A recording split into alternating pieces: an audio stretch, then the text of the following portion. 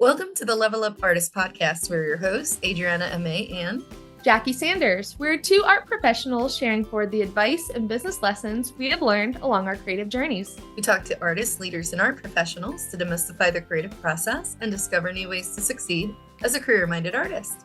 If you find value in these conversations, please go ahead and subscribe. This will help other creatives like you find our podcast, and you'll be notified when we drop a new episode every Tuesday. On today's episode, we are so excited to have an artist from the other side of the world with us, Anna Price. So welcome, Anna. Hi, guys. Thanks for having me. Absolutely. We're looking forward to discussing with you the process of balancing multiple art styles, growing an audience on social media, as well as recording a bonus segment on shifting from a home studio to a public-facing studio for our podcast supporters at levelupartist.com. But you got it all. Real quick, before we dive in, though, for people who have not seen your work before, let me give a little bit more about your wonderful resume. So Anna Price is a Sydney-based interior designer turned artist in 2019. As a mother of four, Anna did her first painting out of the desire to escape from her screen-based work and to obtain affordable artwork for her new home. She paints intuitively, unscripted, and untrained. Her work draws on her creative intelligence to come up with multiple styles of busy abstract expressionist and geometric style artworks that are predominantly large scale and involve huge amounts of bold color. Her inspiration comes from repetition, scale, her surrounding environments, and children's literature. Today, Anna has turned her side hobby into a multifaceted art business. She has a public-facing studio gallery right outside of Sydney, Australia, where she produces and releases original artwork each month, maintains an online custom print store with over 100 art prints, and a growing clothing label, AP Art The Label. Very, very impressive stuff. And of course, that's Thanks, the formal guys. intro. But Anna, how would you describe your work to someone who's never seen it before, especially if they're listening to this while they're in their car? Okay, well, I'm not one to sit still for long and I get bored really quickly, and I'm a true creative at heart. So I want to try all the things. And so that's what I do. So I've got three main styles of painting. The first one is like an abstract expressionist style of painting. So, excuse me. So they're usually perceived as like jungle scenes or landscapes and things like that. Lots of pretty flower shapes, which aren't meant to be flowers, but they appear as flowers. My next style would be like a cubisty style, like very geometric, big, bold colors, very unforgiving to paint. And then I do another style, which is like characters and people.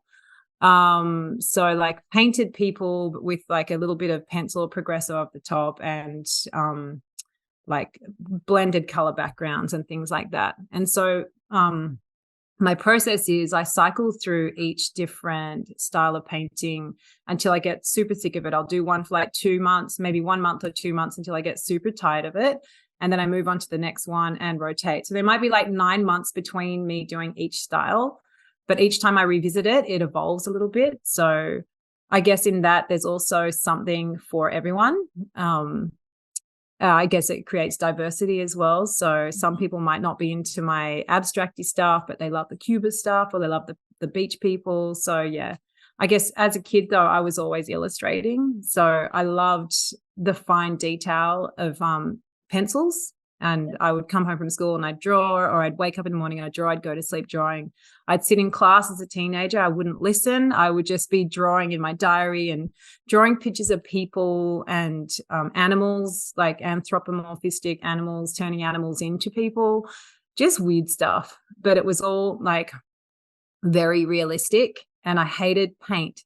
I never painted because I didn't have that control over what I was doing with paint. I guess with a pencil, you can really get into the fine detail, but with paint, I wasn't allowed to do that. So I just never had any interest. But it's funny now because when I paint, I love abstract painting and for things to look not realistic. The less realistic they look, the better it feels for me. And I see my kids doing that. I've got 5-year-old twins, and the way that they draw is so beautiful.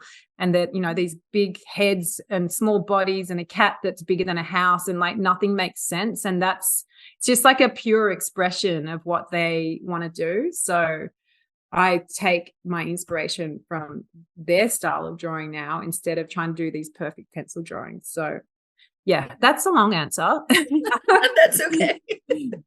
No, and that makes a lot of sense. And it's actually very interesting, both in like through teaching, when I've taught children, through summer camps or workshops, etc. Also friends who are artists who also have kids. There's this thing where it's like, a lot of times as kids, like all we do is representational. So you're not alone in this. It's almost like, depending on the child, sometimes it's hard for them to think in the abstract, because they don't understand that is another way to express feelings, emotions, and it doesn't have to look like a thing. Yeah. But then when they do, it's abstracted anyways, like you said. Yes, bigger than the house. So I don't know. Exactly. It's that lovely blend. I absolutely love it. But when they're little, they don't care. They don't care if it looks then like they're just trying to caring. express it, and then they start caring, and their work and is comparing. and they get yes, and they're worried, and it doesn't look exactly like it. I want it to look like this. I've got 2 older kids as well, and they like to copy things, and like they get book covers and they copy the book cover, and they want it to look like for like. Yep. Whereas I'd much prefer what the little ones are doing. So but it's, I think, because we went past that stage too of like, no, we know what we want to achieve, and it's okay if it doesn't look the same, but they're still in the comparison, like, but it 100%. Yeah. It doesn't look perfect. I'm like, it not looking perfect makes it perfect. Anyway. Yeah, but that's what makes it perfect, is the imperfection. So, yeah, exactly. They'll eventually get there. They will. They'll get there. They'll come full circle. Eventually, yeah. I think it takes some of us some time to get there, but yes. Now, question for Anna. When did you mentioned like as a kid, you were already like illustrating and sketching and things like that. When did you first become interested in making art, perhaps a little bit more intentionally? It was totally by default. So we had just renovated our house, and I thought I could save some money by doing my own painting instead of buying one, because I realized how much they cost. And so I went to the art store and I bought a cheap canvas and some student paint. I did this painting, and I'm like, it's okay. But the local preschool was calling out for auction items so we could raise money, and we had this fundraiser night, and it went as an auction item, and it sold for $800. So I was like, oh, cool. Well, that's a vote of confidence, huh? So this was back in 2019. And so I did another one, and then a friend wanted to buy it, and his friend asked if I could commission one. And at this point I was selling them for like probably less than what the materials cost, because it's that whole imposter syndrome thing. Like, you're like, I'm friends with this guy or this girl, like, and I'm not an artist, so why I can't charge them money for this thing. So anyway, I painted more and more, and I started an Instagram page and started documenting the process. And then it didn't grow very much, but just slowly, I guess, growing. And I was just very consistent with posting. And then COVID happened. And so I was running my own design business at the time, and I had quite a few jobs on, and every single one of them got pulled. And so if that hadn't happened, I don't know if my art career had happened, because this was not part of a plan. But so then I was at home with my 4 little kids, and if I had any time to do anything, I would paint just to escape from them and to, just to have some kind of creative outlet and do something with my hands, which I was really enjoying. And this was actually, as you know, a really good time to be an emerging artist, because everyone was at home spending money and they wanted their Zoom backdrop. So the perfect combination. Yeah, so things started to go really well there, and I just kept up my practice, although I had no idea what I was doing in the beginning. But I just started feeling my way through it, and asking questions, and reaching out to people on Instagram, other artists, to ask them for advice on like where to get things and how to do things. So there was a local gallery who had come across my page, and she said, I'd love to see your work to put it in the gallery. So I brought her a painting and she said, this is good, but you need to get it framed. So she sent me to a place where you get your work framed. It's like an art shop, framing shop. And the lady who ran it, Sarah Montgomery, she's also an artist. And she's like, you cannot be going into a gallery with these materials.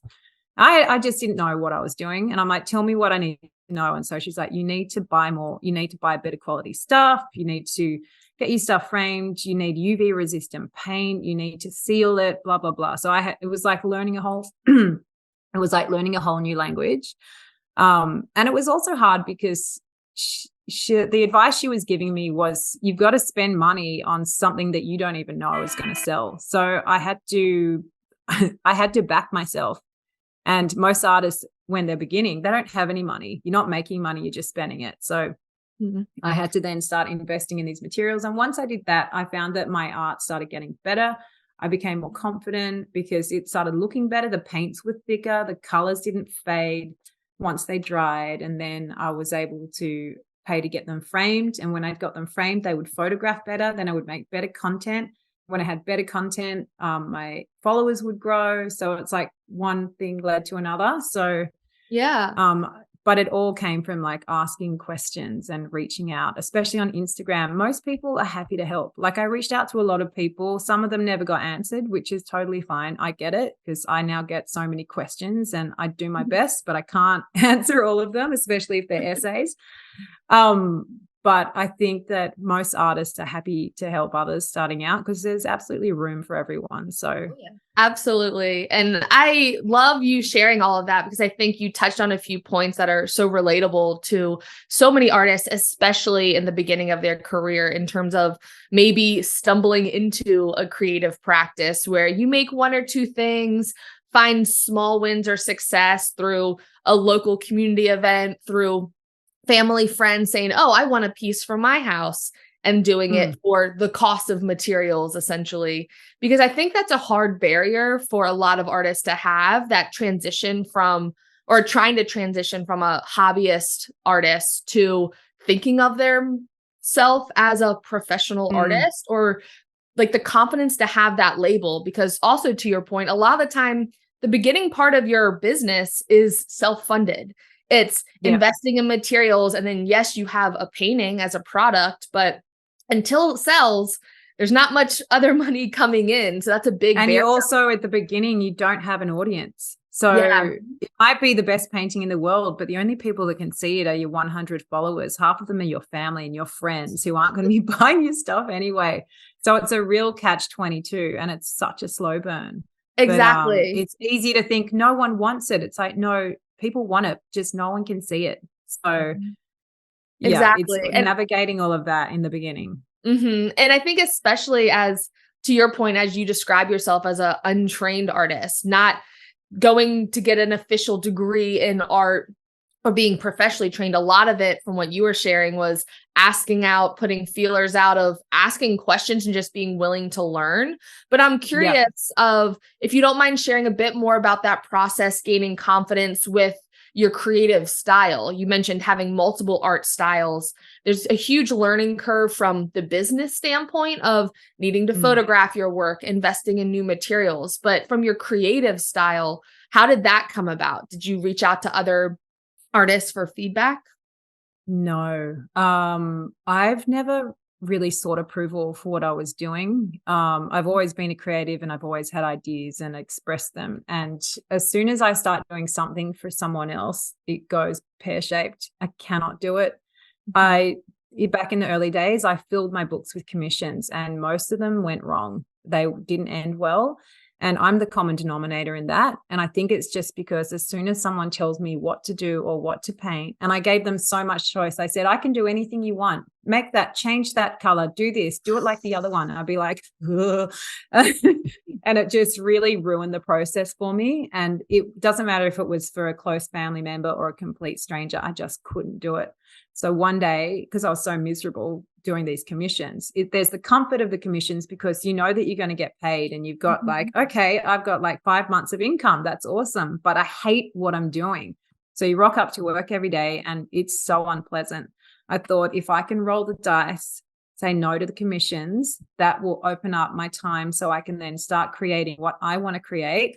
There'll be enough things for people to actually buy. If people don't like it, they can go away. They don't have to buy it. But hopefully if I do that, there will be enough stock for people actually to buy each month. And I've never looked back. That was about 2 years ago, and it's been the best thing I've ever done. And I was so nervous. I thought I'd be shooting myself in the foot. I thought, like, that's it. My income is going to dry up. No one's going to want it. But of course they wanted it, because most of the commission clients were wanting something that I'd already done, and they wanted me to recreate a painting. So if I could just express, like, they're liking what I'm doing when I'm like uninhibited. So maybe if I just keep doing that and go with that flow and paint what I want, they'll like it. And going with that flow as well, I guess the confidence, I just back myself. If I'm feeling the energy to do a certain type of painting, I do it. I don't wait for someone to tell me to do it. I don't have to wait until next week because I've got to fill this commission this week. If I want to paint what I want to paint, I rip off the plastic of the canvas and I just go for it, and I don't plan it. It just happens organically. And that's when the best stuff comes out. So I guess it's just backing yourself, being confident, just not giving, I don't know if I can, what do you say, cuss, but give zero fucks about what anyone thinks, because you can't. It's just a waste of time. And not everyone's going to like your work.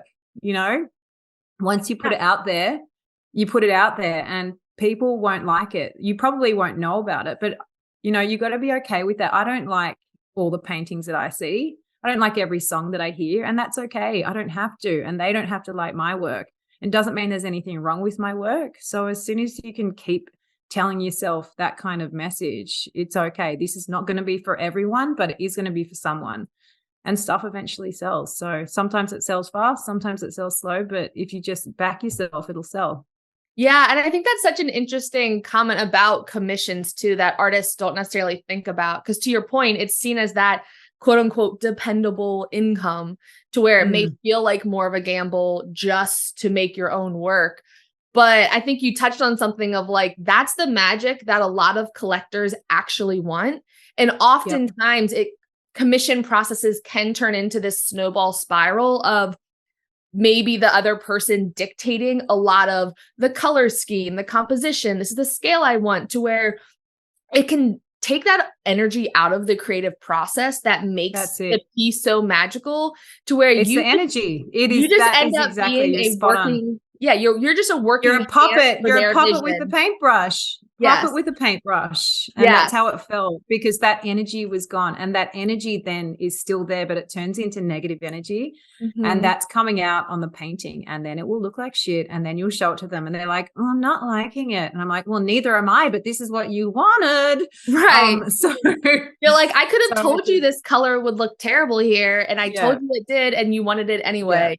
Yeah. And so I think deciding as a business just to kind of draw that line in the sand, maybe for a specific phase of life, saying like, okay, 6 months, a year, 5 years, I'm just not doing commissions. It's one of those decisions that makes future decisions easier. Because then when someone approaches you to be like, actually, I'm not taking commissions right now. However, here are other paintings that are similar to the one that you liked. And they're like, okay, great. I love this. And it's I feel though it also creates a bit of scarcity and power when you say I don't do commissions, and it's I don't know, it makes my actual pieces seem more valuable, because you could get this or nothing. I'm not doing you a special one-off custom because I can't do it. I would love to be able to do commissions because it's great money, but they're just way too unenjoyable, and life's too short to be working on things you don't like. So I don't do it. Well, and to play devil's advocate, I do commissions. And what I found is I also find myself in that, you know, in that street with no exit, right? Of like, I hate this, etc. And I just had to kind of change my process quite a bit. So now what I'll do is, you know, if they're approaching me for a commission, usually they already like my paintings. So that's not a problem. It's more of a, can you make it an X size? And like, this is some of our inspiration. And so it's not too prescriptive. It's not prescriptive. I don't allow they give you, as long as they give you a lot of creative control, but you get stronger. So when I got to a next stage of my commissions, I started a contract. It would weed out the people that I knew were going to be troublesome. So I that's was true. quite upfront and say, you only get to look at it one time until it's finished. If Same. you're not happy with this, then you can pay me $100 an hour until, like, it was basically, if these people knew that they were really prescriptive and they were really strong on what they wanted, they were going to back out and never sign that contract. So that did help, but I still just didn't like what I was doing. And you've obviously got to that point as well, where, you can see them coming from a mile away. yeah. When you get Yeah. that in your inbox, can you paint my family No. in, like, paint them as, no, I don't all the paint different people. characters and, like, no. Yeah. I can't don't do paint it. people, and I've gotten asked, can you paint my dog? Yeah. Can you paint my grandma? And I'm Yeah. like, look at my art. I don't paint people, like, No. at all. Yes. Like, no. So random. But Yeah. no, I had You're to an explain. artist. You know how to Yeah. use a brush. Can you Right. You paint can me? do Like, any style no. ever. It's like Anything, yeah. asking a pianist if you're like, hey, can you just play the drums and the saxophone and the guitar? No. Like, no, I play the piano. I don't know what to tell you. Yeah, no. I could It's probably exactly because like I can that. read music, but that's about Yeah. the only tie-in. Yeah, Yeah. it's not the same. Yeah. Yeah, no, but I had to do the same thing and kind of do a questionnaire that they have to fill out. And like one of the questions is, which of my existing paintings, like, do you like? Mm. Things like that, just to kind of get a grasp of it. And then Yeah. I've learned, I actually learned this from I heard this from interior designers and from muralists, and now I do it in my own painting practice for commissions. I do mock-ups. So I actually make two Yeah. designs and I say, which one do you like? And they're digital. They're small, they're digital. So what, you in like Procreate or something like that? Similar. I use Adobe Fresco Yeah. since I have the Adobe Yeah. Universe and pay out of the behind for it. And therefore you've got like a template and they've agreed on it. So the painting has to look Exactly. something like this. So the invoice, That's clever. the contract, everything Ooh. shows which one they've chosen. And then what I end up doing, or what I did on one of my last ones was, which advice for anybody that's like on the fence about commissions, was what I did on the last one was they actually liked both of the designs. And they were like, we prefer this one, and we actually love both. I painted both of them. So they were Did you? 4 feet. Yes, I did. 4 feet by 4 feet. And this is a happy story. They picked the other one. They didn't pick the one that they initially selected. They picked the other design once they saw them in person. And what a fascinating experiment. Exactly. Because I'm like, by doing it this way, two things. Number one, they already liked both, right? Number two, they're both the same size format. So they're very large. I already have the big, large brushes out. One of two things could have happened. Actually, one of three things could have happened. If they liked both, well, there you go. That would have been amazing, right? Or they picked one out of the two. Or if they didn't like either one, they had already put in a deposit and they could use that towards an existing painting. Is how I do it. I don't give refunds. So I was like, hell no. Either way, it's a win-win. So, but exactly. They loved it. And then you had a second piece that you could then sell on your website. You got it. That's and exactly you're only one it. palette. You mix the paint once, right? Use the same brushes. It's all about being efficient with your time next to each other as I worked on them. Yeah. So time this is color money. here, this color there. So it was a lot more free. And I think what ended up happening too, so in case you were entertaining the idea, that I found interesting is the one that I was making for them felt a little bit more constrained because I had that pressure of this is the design they approved. The one they fell in love with was the one I took risk on, where I was like, well, it's not the one they picked, but it's what I want to make. So I'm going to do whatever. So you just nailed it. What a great case study. This and that is has incredible. the magic in it. Yeah. So the one that like I took risk on and did things where I was like, I don't have the pressure because it's not the one that I'm contractually obligated to finish is the one they fell in love with and kept finding things start in doing it. this. And they were like, we love this detail. And I was like, good, because that was a risk and you loved it. Did you tell them that in the end though? Yes, I did. I did. And they were like, well, we love it because you did this, which this one doesn't have, because they got to see them side by side when I took it to their home and we put it up on the wall and they walked away and came back, put up the other one, walked away, came back. Like it was a great experience. But I'm with you on this. Another thing that I would add to that is, for any artist considering commissions yourself as well, was the other thing that I considered with is I put a minimum as well. This is the other thing I had to do in terms of how much the commissions are. So someone's like, make me this tiny commission on paper. I'm sorry, no. Oh, you put in a minimum size, you mean? Yep. Like you are not going to, Yep. no, hell no, I'm not. That's It what I needs said. to be Someone said, I worth will do a commission it needs if to be it's worth bloody our massive. times. Yeah. If Yeah. it's so big, I will do it. Otherwise, not happening. Exactly. But that's Yep. food for thought. Like I said, I had to Yep. play devil's advocate there for a second because I know Yes. commissions can go awry very quickly. You have to be Well, in there control. yeah. Yeah, There are yeah, certain especially. styles that I could do and copy quite easily if I wanted to, like my Yeah. cubisty ones or my people ones even, but the abstract ones are so spur of the moment. It's like Yeah. choreographing a dance on the spot and then having someone say, okay, that 10-minute dance you just did, do it over again. Yeah, Like no. you cannot recreate it. It doesn't matter how hard you try. It's just not possible. Yeah. So the Yeah. magic happens once with that. Yeah. Yep. Nope. And I like to tell my commission clients if they're asking for an iteration of something that's there, I'm like, I can make cousins, not twins. Literally, straight up. And like that just helps. They're related, but I can't, Yeah.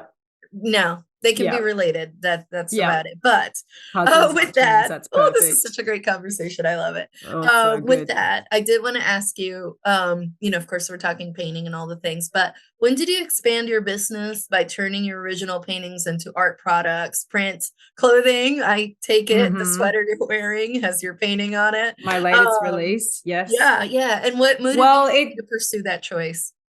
Well, it probably came down to the commission thing as well, because everyone wanted this one painting I'd done. So I ended up doing 3 copies of the same painting and painting it over again. And then this same lady who had told me about all the art materials, like, you should consider doing prints. And I'm like, prints, how do I do that? New concept, no idea what any of this meant. So again, I reached out on Instagram and everyone kept coming back to this company called Southern Boy. They're down in Victoria. I'm up in New South Wales. So it's the next state or province down from me. So they're far, far away, but they do artist services. And if you know of someone like this in the States, please let me know, because we have to spend a fortune. I can only ship my stuff overseas in a roll because it's too expensive. We're a big island here and we can't send it offshore in a frame.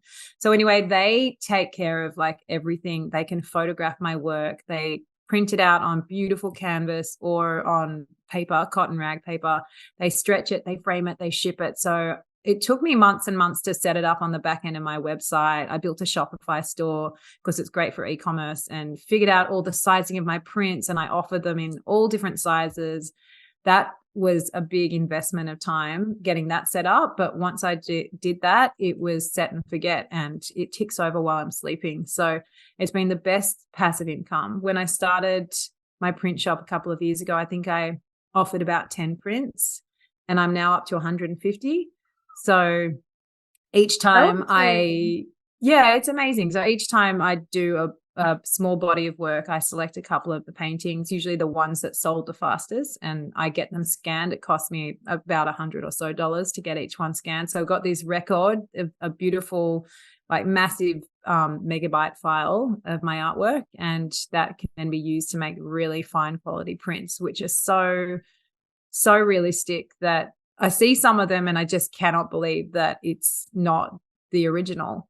So yeah, it's amazing also for someone else to be doing all the hard work there. So I get the order in and I just have to pass it on, and then the guys just make it happen. So yeah, the only missing link is being able to ship it overseas in a frame, because I know framing over there where you guys are is probably super expensive as well, right? Mm-hmm. Yeah. Yeah. It is. But to help any artists that are listening to this, the places we found in our area, normally they're imaging companies, or they'll have something like imaging in the name. They're the folks that do, a lot of times they do banners, signs, things like that. We found one local to us where you can take the paintings and they'll either take photos or scan. So they have a large Depending on how big it flatbed is. scanner. It does cost a lot, just like it does on your Yeah. end. But Yeah. they can be set up that if we were doing it on our website, it's not 100% automated, but we can set it up that if somebody places an order, they can be notified, and they do take care Yeah. of printing on So a canvas, full-on glass, drop ship situation. wood. Yeah, they print on all kinds of materials, cotton rag, photo paper, wallpaper. Like they have a lot of different materials, but it's a type of sign company. Yeah, and right. we found several in our area, and they'll do it. Yeah. Oh, So we That's might so be able good. to relay that information over to you if you're looking. They may become your North Carolina, Yes. United States based distributor potentially. Yes, please. But yeah, we'll Yes. have to Yeah. connect after the episode for sure. Yeah. And Absolutely. I'm sure like getting those high quality prints, both from a documenting your journey standpoint, is huge and is one thing that we talk to a lot of artists about. Of even pieces in the beginning of your journey, you're going to want to wish that you had documented those before they sold, because to your point, if a collector comes and says, I absolutely love this piece, maybe you don't have the original, but you can get a 5-foot version printed on canvas that Yeah. obviously isn't as magical as the real thing. It's not the material, but it can get next pretty best. close. And for It's you, just, yeah. you've already done the work. So it is that more passive income. It feels like free money, even though obviously you invest into it. Exactly. I think it's just a really good investment to get your work professionally photographed like that. To have those files Mhm. could be worth so much. Like what you can produce, maybe it costs $100 to get the photograph or the scan, but how many times I can resell that as a print just from this one file is really worth investing the money. So yes, that I Yeah. would definitely put that high on my priority list. And also sharing it on your website and in all your marketing materials too, because you have grown a substantial audience on social media, and producing that digital content is honestly a whole other hat that you have to wear as an art Mhm. entrepreneur and business owner. So I am curious, with sharing your story on social media, how has that impacted your creative workflow or shifted your creative practice by intentionally sharing on there? It's a necessary evil. And it's brutal and I hate it. I don't hate it, but I hate it because it's always there on your mind. Like sometimes you just want to paint and you're like, oh, I got to get the tripod out and film this. I don't want to film it, but I have to film it. But Mhm. you have to constantly make, if you want to grow on social, you have to be constantly making good content and filming interesting things, which I find as an artist it's quite easy to do because we're always doing something that is bright and colorful. You're mixing a paint, you're washing your brushes, you're hanging paintings, you're getting out of your car with an artwork, you're varnishing, whatever you're doing, there's a way to film it and to make it look interesting. So I use I guess I go into the back of Instagram and you can see in your analytics when your followers are most engaged in what you're doing. For me, that's 9 o'clock at night. And so it is the last thing I want to do at 9 o'clock every night, but at least 4 to 5 times a week, I put the kids to bed and then I've got whatever time is left to find the content that I made that day and cut it together in a reel and write some copy and then post it. And I don't love doing this, but I've always remained consistent. And sometimes I'll get like 200 followers a day for a couple of months. And then that will like dive down to 10 followers a day or minus followers a day. But the one thing I am throughout all of that, I don't change what I do. I remain consistent. On the times where it's soaring and the times where it's dipping, I just keep doing the same thing. So I'm trying not to do it. I guess I'm pleasing the algorithm a little bit, but also just the algorithm is always going to change, but I'm not. So I figure if I just stay true and stay consistent with what I'm doing, things should stay good for me. So yeah, how it affects my workflow. Yeah, it can be a little disruptive, but I'm pretty well trained now in making making a good point of remembering to film the things and photograph the things, just constantly making that content. So there's always going to be something to post. Yeah, and I also love that in yours too. I mean, good point that you just made up. Not all of like if anybody takes a quick look at the grid, Anna Price _art, in case you're on a computer near a computer, you have a mixture of videos and photos. So it's not like you're trying to chase the algorithm, you know, whatever the new hack is, and just do videos. You Yeah. actually have a mixture of them. So that's definitely good to see and be like, okay, there's hope for those of us that are Yeah. like, I don't know if I want to do video right now. I don't feel Oh, like it. I'm too video tired. You could always do sucks. I photo too. mean, but it's because the algorithm just wants to show you videos. But I prefer, and I think most people do prefer seeing nice still images, but they don't come up in a feed. They won't be Yeah. shown to you. So if I could do a reel and it will get like 100 Thousands of views a views. minute for the first hour. But then if I do a beautiful still photograph, it just doesn't get seen. It's nowhere. So I don't care, because I like looking at my grid, and it's Yeah. this lovely picture of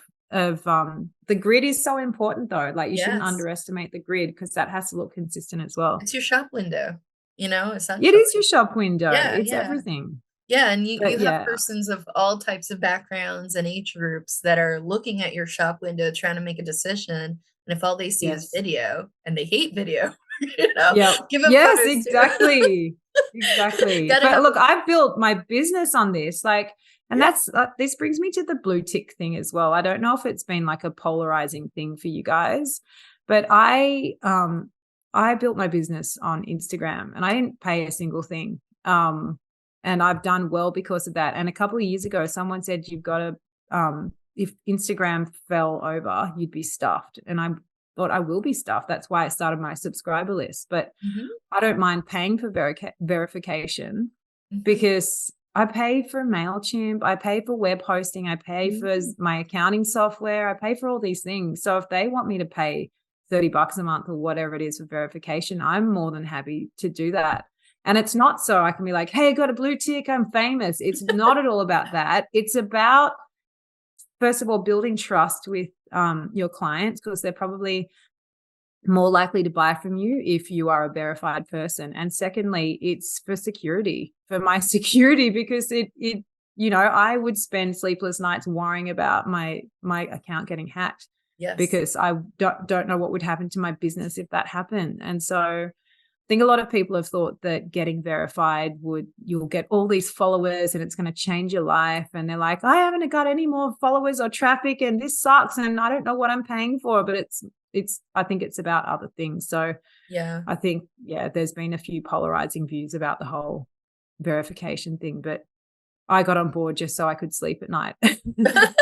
Hey, speaking of being able to sleep at night when it comes to social media, are there boundaries they have put in place to help you decide what to share and what you don't want to share on social media?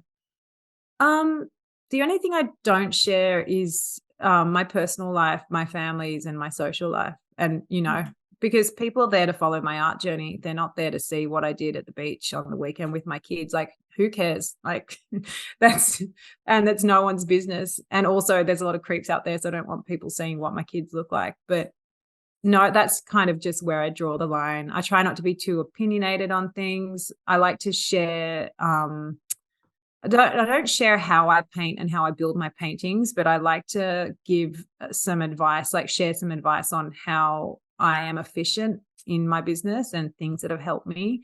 So I think there's enough room out there for everyone. Some people say you share too much and you're giving it all away and da da da. So, but I don't know.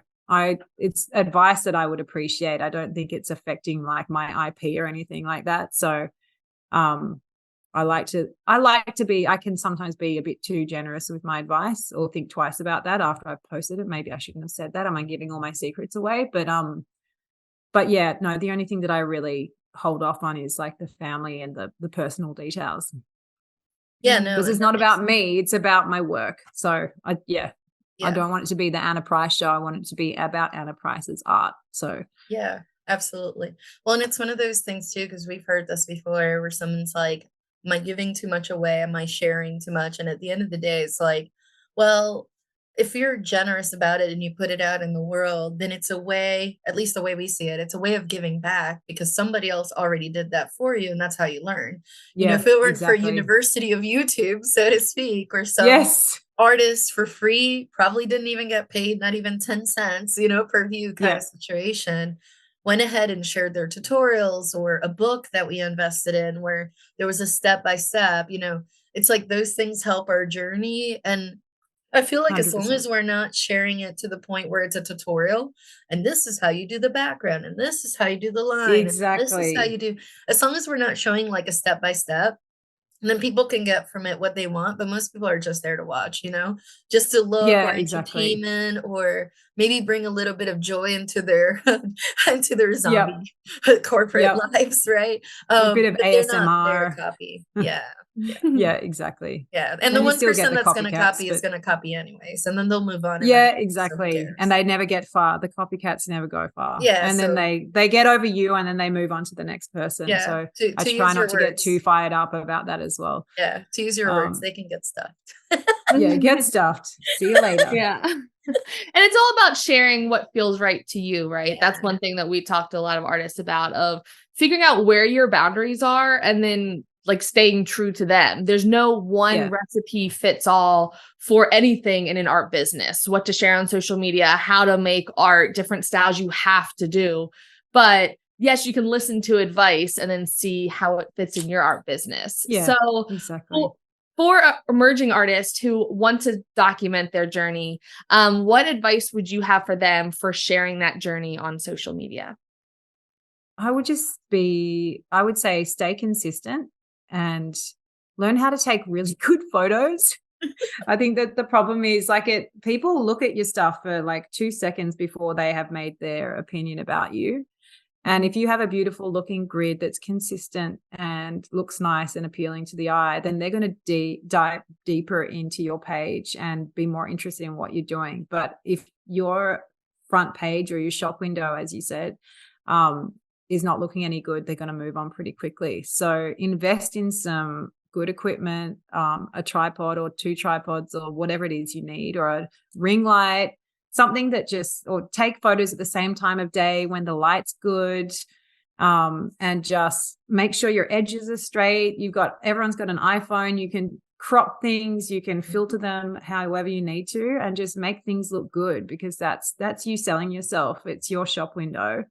And just being consistent, but also being true to yourself, not posting what you think people want to see, because that always shows when you're trying to follow trends or post what you think, or this kind of reel is trending, so I'm going to do one of those reels. It's just, just do what you want to do, express yourself your way. If it feels right, post it. And I've had times where I've been about to post something and it's something in my gut has just felt a little bit wrong about it. I don't know what it is, or the message I was giving out, and I pulled it out, or I posted it and I've deleted it right away, because that's I'm going to start thinking about that post for the next 2 hours and worried about what people are thinking about it. I pull it. So just listen to your gut when you're posting, and don't post for posting's sake. That would be my advice. No, that's perfect advice. That's perfect advice. It's like, if you're going to be, it's not going to be authentic, then don't even, because that might Exactly. be somebody's first experience of you anyway. So why would you want to put something second rate, It Exactly. doesn't have to be perfect, but if it's too cringy. Yeah, if it doesn't feel right, then it's usually not right. If it walks Yeah. like a duck and it talks like a duck, it's probably a duck. So, On that note, absolutely love that. Well, Anna, one of the questions we like to ask all our guests is how they define success. But first, we're going to put in a quick word from our sponsors. Sure. This episode is brought to you by our Level Up Artists podcast supporters. If you have gotten value out of listening to our podcast, please consider becoming a supporter for $4 a month. This podcast is our way of sharing it forward, and we get so much value out of these conversations ourselves, but producing a podcast isn't free. We have personally invested in podcast equipment and video editing software, as well as dedicate our time to produce, edit, and distribute a new episode every week. By becoming a podcast supporter, you will help us keep the podcast running smoothly and get access to amazing off-the-record conversations with seasoned artists, authors, art collectors, gallery and museum professionals, as well as industry leaders. These conversations offer even more valuable advice for artists at various stages of their career. You also get access to our artist community platform and our gratitude for keeping the podcast going. Head on over to levelupartisthub.com to sign up and become a podcast supporter today.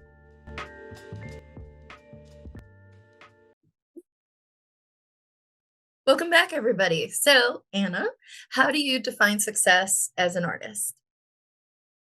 Success for me is being able to sell my work on my own and keep 100% of the profits. So it's not always an easy thing to do. I think when you're starting up I always felt like I had to be represented by someone else to be like legitimized, I guess. And it hit me like a few years ago. I had a lot of stockists and gallerists down in Victoria, and I would send work to them, and sometimes it would sell, but often it would sit there for a few months. And I would say, okay, it hasn't sold, let's ship it back up to me and I'll see if I can sell it. And as soon as I got it back, as soon as I posted it, it would sell right away. And it made me realize that nobody can work as hard for me as I can work for me. No one can sell me as well as I can sell me. They've got a shop or a gallery, but it's not all about me. They're selling my work. They're also selling the next person's work and the next homeware and whatever. So I'm just one product in a store of many. But when I'm representing myself, that's all I'm doing, and I'm selling myself, and I know my product better than anyone else does. So my new business model now is I've used Instagram to collect subscribers, because the person who said if your Instagram falls over, you're stuffed, they also said you need to build your subscriber list in case that ever happens, because that's where all the cream of your followers is. So I have a nice subscriber list now, and it's probably 2% of my overall followers, but these are the people who are actually interested in buying my work.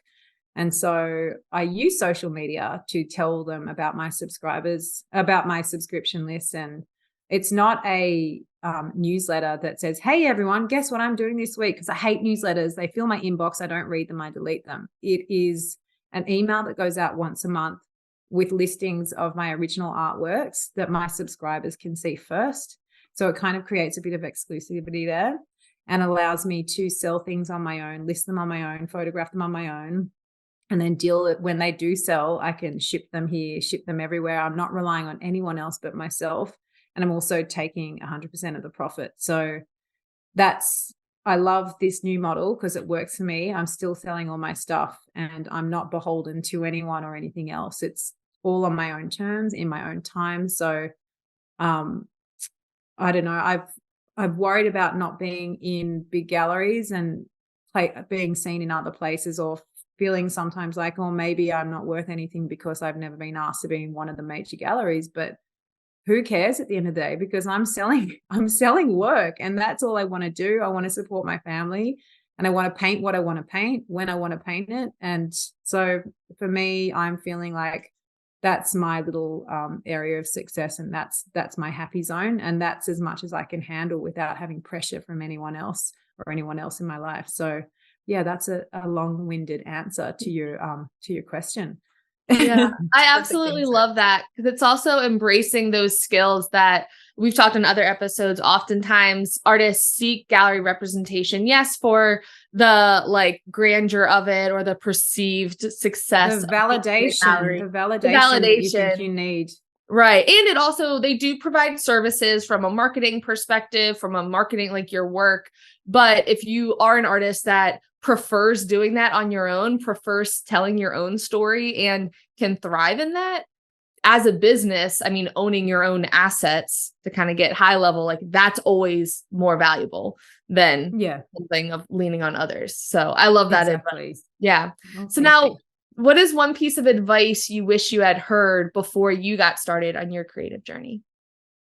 It's a piece of advice that I now give to people, and it's just grow slow. Like, it doesn't happen overnight. I think a lot of people think I'm going to start this art business and I'm going to like bolt out of the gates and shoot the lights out. And it doesn't, like, as we discussed earlier, like in the beginning, no one can see you. It takes time to grow that audience and to grow your style and to figure out what you're doing. And it takes a long time to sell stuff in the beginning. And commissions are often the way forward because it's a guaranteed income flow, but it all just takes time. So not to rush things. And I still need to take this advice myself. Like, I did a release recently of Beach People, and I sold all but one. The one I didn't sell, it was massive. It was like a 2.5 by 1.5 meter. Like, what would I say in, I don't even know what that is in feet. I'm sorry, but it's big. Okay. Like you would need a huge wall.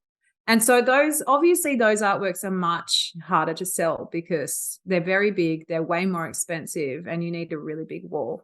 And so it didn't sell within a day or two. So I got the scissors out and I cut it into like 3 or 4 different paintings, which then I edited, and I finally sold all of them, but it was just a stupid thing to do. I should have just left it on my website, because 3 weeks later, this chick from the US emails me and says, "Hey, a few weeks ago, you posted this painting. I loved it, but I can't find it on your website anywhere and I want to buy it." I'm like, "Oh, it still exists. It's just been like Edward Scissorhanded. Like it's gone." I didn't tell her what I did to it, but it's in a few different pieces.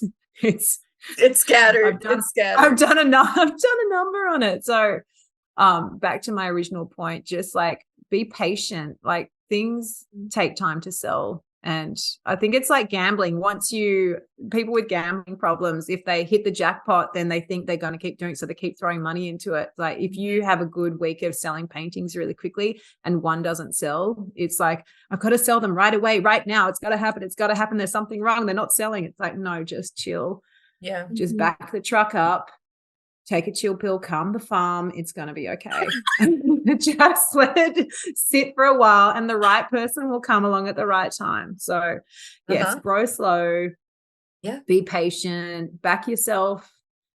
Just do what you want to do and follow your energy. I'm not a very spiritual person, but I'm a strong believer in following your energy. So if you get to work one day and the thought of painting is not what you want to do, you couldn't think of anything worse. Sit down, do your admin, or design a new painting on the screen, or clean your studio, or clean your toilet, or just put your energy where it wants to go, because you'll have those moments when you want to paint. You'll like wake up at 7 a.m, or it'll be 10 o'clock at night and the idea light bulb comes. Your energy is just going to flow into that like crazy. So if you don't want to do something, don't do it. Or if you don't want to do that admin, just do the painting. If you're itching to do a painting when you're meant to be doing something else, just do the painting. Follow the energy, follow the good energy. If you can. It'll lead you to good places. If you can. Yeah. If it's 2 a.m. and the studio's 30 minutes away, maybe wait till the morning. True. Yes. Well, get a notepad and write down your idea of the dream you just had, because or an iPad iPad in the morning. And do the sketch, do a quick digital sketch, and then go back to sleep. But I did want to research my meters to feet conversion is not built into my brain, so I looked it up real quick for context. It's about 8 feet. So a 20 foot is 6 meters, I believe. Yeah. 6 meters. Yeah. So 2.5 meters is 8.2 feet. Yeah. So that's a pretty big painting. I mean, that's almost it's chopped. That's baby mural size. Yeah, that's huge. Not a lot of people have space for something like that in their house. I mean, some people aren't even that tall. Yeah. Can you imagine how much I could have sold that for as well? Like, yeah. So don't chop your paintings. Don't do it. And or like I said, wait, because I'm a doer. I'm not a thinker. Yeah, hey, that's okay too. Also, like the fact of the matter is, like, that is a big size, and that's also going to come with an investment, and might take that collector a couple more extra things, thinking about it, a couple nights sitting on it before they're ready to pull. To decide on it. But yeah, no, I've had work that sold like 3 years later, and somebody was like, "Oh my gosh, I love that," and I'm like, "But it's old." But honestly, it doesn't matter. But people don't know it's old. They've just discovered you. They don't know it's been sitting there for 3 years. No, they don't, and they don't care. Actually, I found they don't care. This is why I don't date my paintings anymore. Yeah. Plus, I end up painting most of them anyways. After a few years, if I'm like, it doesn't painting resonate, over them, then I paint over them. I do that too. I just do it too soon, way too soon. No, I give them at least a year. Actually, I've tried. That's good. Yeah, I give them a year. I look to see when's the last time, so I keep a pretty meticulous record. Whenever I finish a painting, it goes into my database. Super nerdy. More stuff offline for that. But actually, we have an episode on art inventory. Anybody that's listening to yes. But literally, like, I'll finish it, and it has the title. So for purposes of submissions to an exhibition and things like that, I do know exactly when it was finished. But sometimes I'll look and say it's 2 years old, and it no longer resonates with my body of work or my style or things like that. Yeah. Then I'll make a decision. Either I put it in a studio sale, which I'll only do that like once a year if I'm trying to clear out some space, or I just literally exit out. and just Yep. put another painting on top. But Yeah, that way in exactly. my record, I can mark, I repainted it, remixed it, reiterated, whatever I want to write with it, reimagined, usually I'll write. And I'm just writing that on the title in the back too. I'll put remixed or something Yeah. like that. So that I'll know, so that later on, because I've had it Yeah. happen, then I had somebody ask for a specific painting and I couldn't find it. And then I And you're went like, to my where is inventory it? and I painted it Yeah. over. And it was like 2 years later. And they were like, I've Oh, been wow. wanting this painting. I've been looking at it for years. Like, I keep scrolling to your Instagram, this painting. I'm finally ready to buy it. And I'm like, I It's just like painted it over like 3 months ago. It doesn't It exist. still exists. It still exists. It's just under some stuff that you can't Yeah, get but the off the problem is top. the new painting sold. So they couldn't even Yeah, I buy. know. Yeah, that's it. That's it. Yeah, see, That's that's why happened I to me haven't before. yet gotten to the point where I've painted over pieces, because I've had several situations like that happen to where it's like 6 months, 8 months, a year after I created it. And then I put it on one social media post that, to And your it point, goes. Anna, it was like, I need to post, like, I want to post something, but I'm not feeling like a photo shoot moment in my studio. Let me put this like older picture that I took. And someone's like, Yeah, oh my goodness, I love this piece. I need And I'm it. like, well, perfect. It's already done. done. Done. Yeah. So But the thing it's is, funny if it's what, hiding in your back storage room, no one can see it. You know it's there, but Yeah. you're like, this one won't sell. It's like, yeah, because you haven't listed it. They don't Yep. know Right. it's there. If you Yeah. keep putting something on your feed or your stories and people see it over and over again, they're more likely to buy it. But we That forget is so because true. it's hard. I mean, I spend probably 30-40% of my time painting, and the rest of it is making content, doing admin, and running the business. Like, That's I pretty think a lot good. of people think we as artists are just painting all day, then we go home and have dinner Yeah. and we come back and we just paint. It's like Yep. running a business. It is hard work. And Yeah. it is very much not painting. It's a very little amount of that is actually doing the fun stuff of the painting. So I know. I yeah, know. If Yeah. only. If But only. it's all But rainbows and unicorns. yeah, but honestly, absolutely. sometimes that admin work can, I found, also like reinforce the creative practice sometimes, like writing about your work, sharing about it on social media. Like, okay, what parts of this painting do I want to highlight to my collectors? It also then Mm. reinforces, okay, what parts are you drawn towards? What are the stories behind the pieces? And so Yeah. sometimes it can feel like, oh, I just want to paint, but I have to do admin work too. But oftentimes shifting that can feel helpful in terms of, okay, this is my time to really solidify the narrative behind my work, or gifting yourself the time to reflect on, how is this series coming together? What do you like? What do you not like? What do you want to go towards? So It it can is be really that. gifting time though, isn't it? When you make time to stop and reflect, which is something Mhm. I don't do enough of, or if Mhm. ever. Yeah, it's tough. I'm sure you do. Your work is cohesive. You definitely are doing the thinky time at some Oh, point. thank you. Oh, I feel like I'm just like a bull at a gate. I just go, and I often stop. I forget to stop and just sit back and look at what I'm doing. And I never plan as well. I want to spend more time planning what I do, because it would probably save me a lot of time in the future if I actually put more thought into what I was doing next. So Mm. we'll see how that goes. Work in progress. Yeah. Yeah, absolutely. Now, if somebody were to randomly hand you 100 Australian dollars, what would you Mhm. splurge on or invest in? It has to be something that brings you joy and relates to your art or business. Okay. Well, recently, so I designed this wall. I would buy a wall. I made this wall. It's like 2 meter. Okay, what we got the measurements for a 2 meter by 2 meters. Yeah, Let's just 2 call it 8 meters, foot. a 8 little foot less by than 8 foot, like a big plywood square, double sided. It's like 2 feet wide, maybe 1.5 feet wide. And it's got shelves in the side, and it's got caster wheels on it. And I wheel this thing around my studio. And I can put it up against the door at night when I leave, and it's got lights on the top. And if I need to take photos in certain light, I move it this way. Or if I want to split my studio in half, it splits the studio in half. And it's been the greatest thing. It's the whole thing is like a mobile art studio in itself. So it can change my space from a square to a rectangle. So it's like, I don't know, it is, if I'm going to build another one for my next studio. And if I had $100, I would be buying or investing in another art wall designed by me. I love that. So it's functional for Yeah. your creative practice, but also great for making digital content. So kind of fits all the boxes. Exactly. It Very sure unique does. idea. I love that. Yeah. Well, Anna, thank you so much for being on the podcast today. It has been so much fun talking to you. Real quick before we go, how can our listeners stay connected with you after they listen to today's episode? You could drop into my DMs, AnnaPrice_art, or head to my website, which is annapriceart.com, and head to the contacts page, and you can fill out a form there and send me an email. Excellent. Well, we'll make sure to link all those things in the show notes. And Anna, we would love to have you stay with us a few extra minutes. So we may discuss shifting from a home studio to a public facing studio in a bonus segment for our podcast supporters. If you have a few extra minutes. Sure do. I'll be here. Awesome. Well, in the meantime, for our listeners, if you want to stay connected with us in between episodes, share feedback, or have a question you would like for us to answer on the podcast, you can reach us through social media. I'm at May Art across all platforms. And I'm at J Sanders Studio on all platforms. And if you want to follow the podcast, we are at Level Up Artists on Instagram. You can also visit levelupartisthub.com to hear the rest of this conversation and become one of our podcast supporters. This will also give you access to amazing off-the-record conversations with other guests, the artist community platform, and you'll help keep the podcast going. Thank you so much for listening. We'll talk to you next week.